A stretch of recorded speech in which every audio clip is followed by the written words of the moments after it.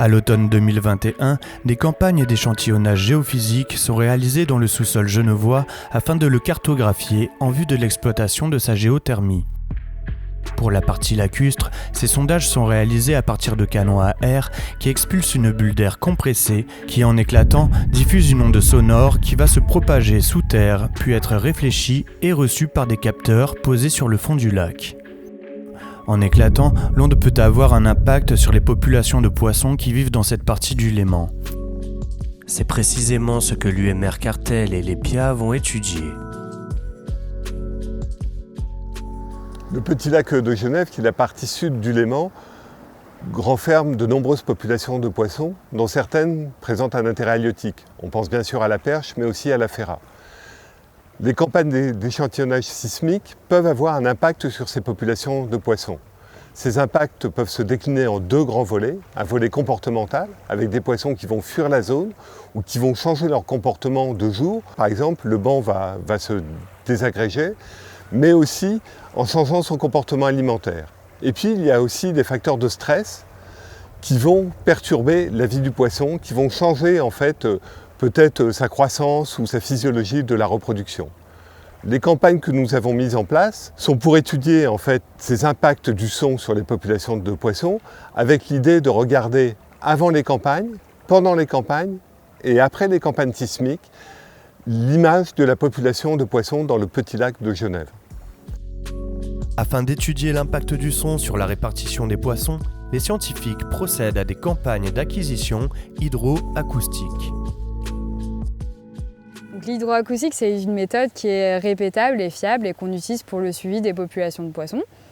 Et donc cette approche consiste à émettre des sons dans l'eau qui sont réceptionnés par les poissons. Et grâce à ces informations, on arrive à avoir des informations concernant la répartition des poissons.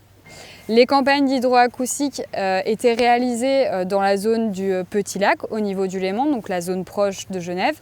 Et donc on s'attend dans le cadre de ce projet à observer des modifications de la répartition des poissons. Les poissons risquent de plonger plus en profondeur, de se répartir peut-être plus en zone littorale et de se réfugier donc, dans des zones qui sont moins impactées par les tirs sismiques. Et on s'attend aussi à avoir des modifications de la taille des bancs de poissons. Donc, en plus des campagnes hydroacoustiques classiques réalisées en bateau sur une échelle spatiale large, on a voulu travailler plus finement pour capter la réaction des poissons durant les campagnes de tir.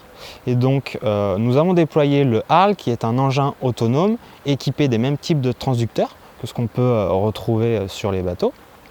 Et donc, de par ses caractéristiques et sa capacité de manœuvre, on a programmé le drone pour qu'il réalise des parcours avec un maillage plus resserré sur une zone d'étude réduite afin d'augmenter la répétabilité des parcours et du coup opter pour une stratégie d'échantillonnage, de déploiement du drone à l'échelle de la journée.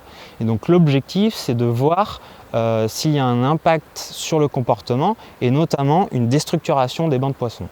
Donc nous avons analysé les données issues des campagnes hydroacoustiques réalisées de nuit lorsque les poissons sont dispersés dans la colonne d'eau. Donc ces données montrent une diminution d'abondance des populations de poissons pendant et après les tirs, alors que 2 campagnes ont été réalisées à 2 jours d'intervalle avant et pendant les tirs. Ces observations mettent en évidence une fuite des poissons hors de la zone d'étude. Nous avons également fait des observations complémentaires concernant les caractéristiques des bancs et nous avons montré des évolutions avec les tirs sismiques. Donc pour cela, nous avons analysé les données de jour et les données du HARL qui nous permettent d'acquérir des données à une échelle temporelle qui est plus fine, donc sur le plan journalier. Et nous avons vu une augmentation de la densité acoustique moyenne des bancs avec l'intensification des tirs. Nous avons vu également ce phénomène, mais de façon moins marquée avec les campagnes hydroacoustiques classiques, avec une légère augmentation de la densité acoustique pendant les tirs. Ces observations mettent en évidence des évolutions dans le comportement d'agrégation des poissons avec les tirs sismiques.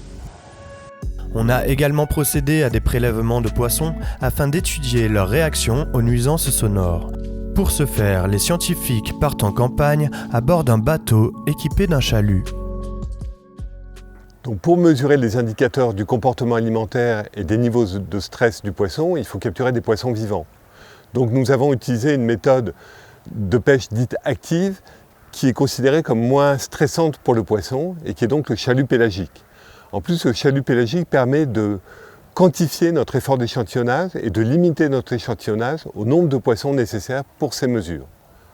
Le principe est simple, on traîne derrière le bateau à la hauteur où on a détecté les poissons par les méthodes hydroacoustiques, à la profondeur donnée, un chalut qui a un immense filet qui est tiré et le poisson est capturé dans ce chalut. Et quand on remonte le chalut à bord, les poissons sont vivants et on peut donc rapidement les fixer pour pouvoir faire les analyses ultérieurement. Les poissons prélevés sont destinés à des analyses en laboratoire. L'étude des contenus stomacaux va pouvoir nous renseigner sur les comportements des poissons face aux nuisances sonores. Alors nous, dans notre laboratoire, on va analyser les contenus stomacaux de ces poissons, parce qu'une des hypothèses qu'on fait, c'est que les ondes sonores de la campagne sismique pourraient avoir un effet sur le comportement de ces poissons, et notamment sur le comportement trophique. Donc il pourrait y avoir une différence en termes de prise alimentaire, donc notamment en termes de volume de proie ingérée. Alors au laboratoire, on va disséquer les poissons, on va prélever les estomacs. On va observer ces estomacs et puis voir s'ils sont remplis ou pas. Donc ça va nous permettre de déterminer un taux de vacuité. On va essayer de mesurer le remplissage des estomacs, donc de manière semi-quantitative. On va donner un pourcentage de remplissage. Et puis on va peser le contenu stomacal de manière à évaluer une masse d'aliments qui a été pris par le poisson. Et puis l'idée, c'est de comparer entre ce qu'on a pu observer avant la campagne avec ce qui s'est passé pendant la campagne de tir sismique et voir si effectivement pendant les tirs, il y a une modification de la prise alimentaire. Toujours en laboratoire, les scientifiques vont procéder à des mesures qui permettent de quantifier le stress des poissons. Alors moi, je vais regarder différents niveaux de stress. Je vais regarder le stress immédiat qui est pris en charge par les neurotransmetteurs. Donc ça se passe au niveau du cerveau. On va avoir soit des neurotransmetteurs qui vont être hyperactivés, et donc on va avoir beaucoup de mouvements au niveau des poissons, ou alors pas du tout de mouvement. Ensuite, on va regarder la réponse un peu plus lente au niveau cellulaire. Donc là, ça va être du stress oxydatif. On va prélever les filets et le foie. Et en fait, ça va nous montrer un paramètre de défense immunitaire. Donc on pense par exemple que le stress, ici le stress auditif, va modifier ces niveaux de stress oxydatif et on va avoir une diminution des défenses. Et puis au niveau individuel, on va regarder les barotraumatismes en fait, créés par ce son-là. Donc sur les organes de l'ouïe en fait. Donc c'est la ligne latérale qui va vraiment prendre tout le son, et puis la vessie natatoire qui est un organe de résonance du son. Alors les résultats de stress, on avait regardé les résultats de stress à 3 niveaux. Donc le stress primaire, on a regardé le cortisol au niveau des écailles pour nos 2 espèces, et on voit une augmentation de celui-ci pour la perche et le gardon au niveau des écailles. Cette augmentation du cortisol de stress peut être reliée à une diminution de croissance ou à une diminution de l'immunité, mais également à une augmentation des stress secondaires, notamment ce qu'on appelle les réactifs à l'oxygène. Justement, quand on regarde nos stress secondaires au niveau des réactifs oxygène, ici on voit pour le gardon qu'on a une augmentation de ceux-ci pour la SOD et pour la GPX. Cette augmentation de stress oxydatif est connu dans la littérature pour des espèces de poissons, des mammifères terrestres et aquatiques. Et cette augmentation des ROS va induire des pertes cellulaires au niveau des structures auditives, notamment. Justement, quand on va regarder ces structures auditives, ici au niveau de la ligne latérale de nos poissons et de nos neuromasses qui tapissent cette ligne latérale et des cellules sensorielles qui sont dans cette ligne latérale, on voit pour nos 2 espèces une modification de la taille et de la forme, que ce soit chez la perche et chez le gardon. Cette modification de taille et de forme peut induire des modifications de comportement, notamment pour la présence, la vision en fait du prédateur, mais également de la proie.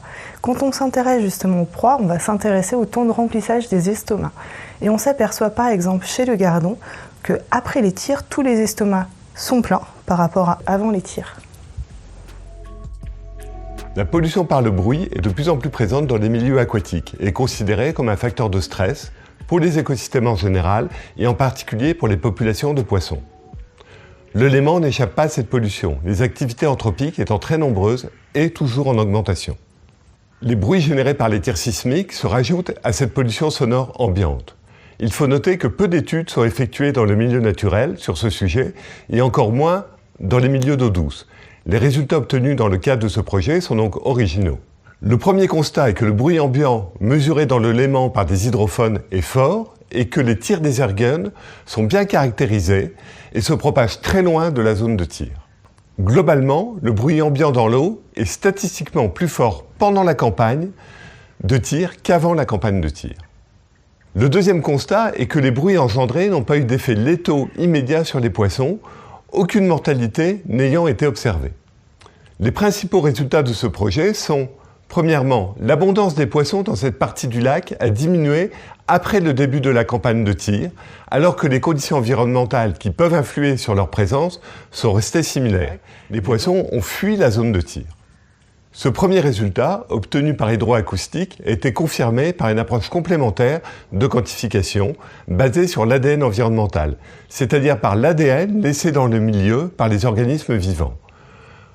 Aussi bien pour la perche que pour le gardon, on observe une diminution de l'abondance de ces deux espèces dans cette partie du lac. Ensuite, à l'échelle individuelle, nous avons montré que le gardon et la perche avaient été impactés négativement par les tirs. Mais les deux espèces ciblées, qui sont les espèces les plus abondantes dans cette partie du lac, ne sont pas impactées de la même façon. Le gardon est plus stressé que la perche. Il est en effet considéré comme un spécialiste vis-à-vis de l'audition et il perçoit à la fois le son et la pression acoustique. La perche, quant à elle, est considérée comme généraliste et ne perçoit que les changements de pression. L'impact a été moindre. La campagne de tir sismique ne devrait pas avoir eu d'effet majeur sur la population de perches. Les niveaux de stress sont significatifs, mais non létaux, et une grande quantité de poissons a quitté la zone pour fuir ces bruits. Par contre, pour le gardon, le niveau de stress généré pourrait avoir un impact sur sa dynamique, dû à sa sensibilité plus forte au son.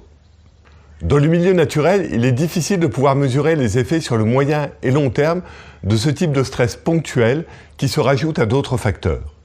Le projet INPOP6 a permis de mettre en évidence un continuum d'effets des tirs sismiques sur les poissons du Léman, depuis un impact moléculaire qui entraîne une réponse cellulaire, puis individuelle, jusqu'à un impact populationnel.